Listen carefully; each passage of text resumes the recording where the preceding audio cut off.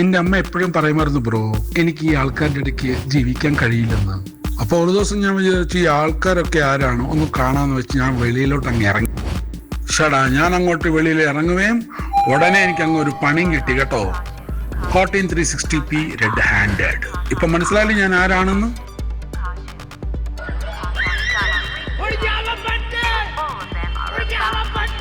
ആദ്യം അപ്പാർട്ട്മെന്റുകാർ സമ്മതിച്ചില്ല കേട്ടോ. കരടിക്കാരയിൽ അപ്പാർട്ട്മെന്റ് വാടകയ്ക്ക് കൊടുക്കുമെന്ന് പറഞ്ഞു. ഇതെങ്ങനെയുണ്ടെന്ന് വെച്ചാൽ പട്ടി കാവൽ നിൽക്കുന്ന പട്ടിക്കാരയിലും പെന്റ് ഹൗസ് കൊടുക്കുവോ?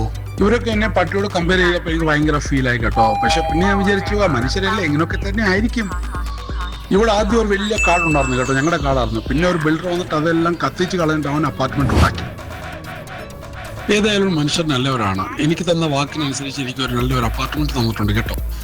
പിന്നെ ഞാനും അപ്പാർട്ട്മെന്റുകാരോട് പറഞ്ഞു വാച്ച്മാൻ്റെ ജോലി വേണം ഞാൻ ചെയ്തോളാം വന്നു. പിന്നെ അവരൊന്ന് ആലോചിച്ചു, അത് നല്ല കാര്യമായി. എന്താ വെച്ചാൽ എൻ്റെ കാർഡല്ലേ അവർ പിടിച്ചു പറിച്ച് അവർ ഈ അപ്പാർട്ട്മെന്റ് ഉണ്ടാക്കിയത്. പിന്നെ അങ്ങനെ എല്ലാവരും ലിവ് ആൻഡ് ലെറ്റ് ലിവ്.